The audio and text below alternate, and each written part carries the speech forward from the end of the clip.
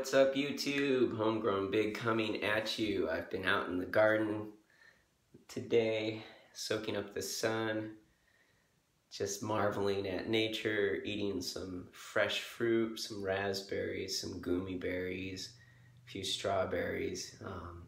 Getting ready to do a lot of work in the food forest this weekend, as I was away this last weekend. And as many of you know or not know, I was prepping for my first powerlifting competition, which I went to and had a really great time. The meet that I went to was down in Newport, Oregon. It was the Oregon State Championship, and I was the Oregon State champ for my age and weight. Which is not saying a whole lot in some regards, because the competition was very narrow because most people my age are not in my weight class. But nonetheless, I had a really great, successful first meet. I met up with my coach real time for the first time, and we had really great sessions, prepping me and getting me ready for, this was a preparatory meet for the Northwest Region International Powerlifting World Record Breakers meet that's coming up in Portland in August 4th. So I will be at that one as well. And then my main lifting goal for this year is going to be the Washington State Championship later on, where I can set records there. Okay, so starting in March 18th, I began preparing for this meet. And then the meet was on the 16th of June, so it was almost exactly 3 months of training. During that time, I did a 6-week cycle, and then I did a 1 rep max test, and then I cycled into a meet prep cycle. When I started training, my max squat for this was 255. And previous to that, I had started training on the barbell January at the start of the year, and then I had to take time off because I got in a car accident and got rear-ended pretty heavily, and my back was jacked up. So I really started focusing my training, as I said, March 18th. At that time, my squat max was 255, which was lower than my max as a vegan. My bench was 210, which was higher than my max as a vegan, and my deadlift was 310, which was also higher than my max as a vegan. My meet numbers were 292 for squat, which I'm told if I was an Oregon resident, I could have challenged the Oregon state record for my weight and age. But I'm not a resident, so that wasn't a possibility. And then my bench was a 226, and then my deadlift was a 347. So all 3 lifts at the meet were personal all-time records for me. I could have gone higher in both the squat and the deadlift. My coach really wanted me to have a successful meet and a bit of a confidence builder and get all 9 of my lifts. So we went a little light on 2 things. My bench was probably, I felt like that was about all I had for that one. That was a big push for me. So in the past, as a vegan, I trained for about 2.5 years in power strength focused lifting. So I did 5x5 training. I was training for max lifts. And I was never able to get above 200 or 195 actually on the bench without a spotter. I never went above 300 on the deadlift as much as I tried.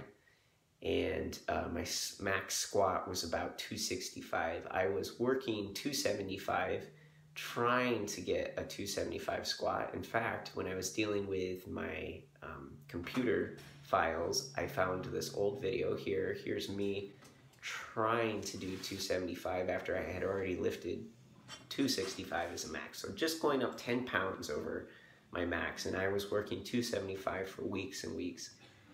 And it felt so heavy to me. I would just get under that weight and just drop it down to the pins.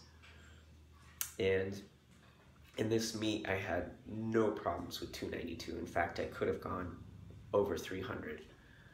So really big jump there, and then doing twice your body weight, you know, or even close to twice your body weight's pretty good for a squat.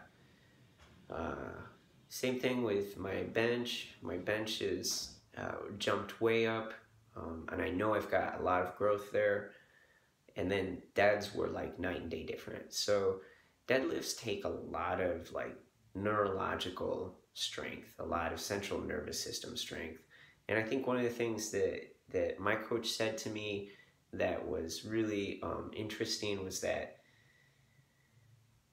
there are days where like the deadlift is kind of a fickle lift. You either have it or you don't that day, and it's all where your neurological energy is. And I never felt like I had that as a vegan. My experience lifting on plant-based was that I never felt like I had the power in the snap to push really big weights and weights that were above my max. It felt fairly easy for me to do lower weight at higher reps, but even then I would tank out and get tired. Or see a lot of stars, or just had issues maybe with blood delivery. I'm not sure, but my workouts now are like sometimes up to 2 hours, and I'm doing physical stuff all the time in my garden and on my job. I often have to do some physical things there too. So I really feel like this to me exemplified what I have already been saying and experienced from my personal genetics and my background as an individual, is that my physiological performance is way better on animal products. I never used as a vegan creatine or anything like that. I used a lot of supplements for like protein and vitamins and fats, but I never used lifting supplements, so to speak. So, and I'm still not using lifting supplements. There's people who've been commenting and getting real pedantic about, well, how do you know you're not supplementing? If you're eating animal products that were given supplements, then you're supplementing. Like, look, I'm not taking stacks. I'm not taking powerlifting or weightlifting stacks and supplements. That is a generalized statement of things that you would normally typically see from the fitness industry. I'm not taking those. In the summertime, I will take some electrolytes if I'm sweating heavily so that I can maintain my hydration.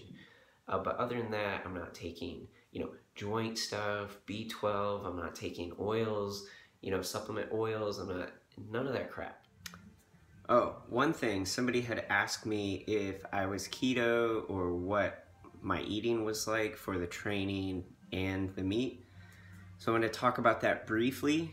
So during the whole training cycle from March to June, I've been eating very high fat, lots of avocados, lots of animal fat, lots of animal products, mostly chicken, turkey, hamburger, some steak, a little bit of bacon, a little bit of dairy, but not a ton. And I've been eating a little bit of fruit every day, normally from either stuff that I preserved from last year or stuff fresh from the garden. And then that's probably about 20 to 40 grams. Hi, Spock. 20 to 40 grams of carbs from that. And then pretty much very little vegetable matter, especially like no grains, no beans, nothing like that, no starches, and then a little bit of heavy stewed greens from the garden, or some tomatoes from last year's garden, or some, I made some mixtures of squashes, peas, and greens from last year. I've been eating that too, but I always eat that really heavily stewed, so that breaks down that cellulose, especially with the acid of the tomato, and makes it really easy to digest. And a lot of avocados. That's been the bulk of my food during this training cycle. And then for the actual meet, I went and did a carb cycling, and I did carb cycling for my 1 rep max time as well. And here's the thing, you know, there's people who will say like, oh, well, you can't do keto and lift well, or, you know, get to that level. And the reality is that this is just a biohack. So when you make your body really insulin sensitive by not eating carbohydrates in excess and having just like really stable fat adapted energy source, and then you go and you get a bunch of carbohydrates, it's like rocket fuel. So it's a total biohack. And for the meat, I did carbs the day before, and then I did carbs the day of. So I did sweet potatoes.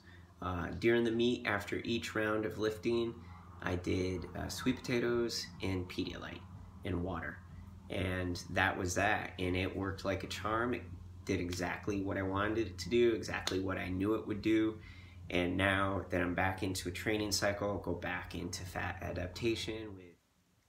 So a really great time there. I got to see like this 70-year-old guy break the state record.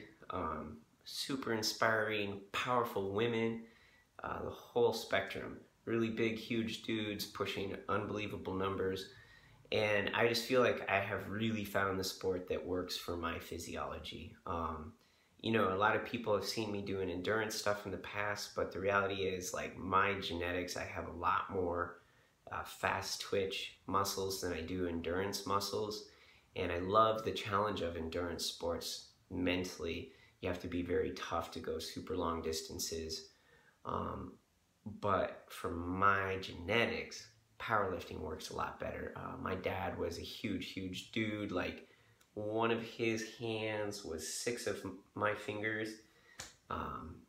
He was a giant, you know, he was a competitive arm wrestler. He was the champion athlete in all the sports he did when he was younger.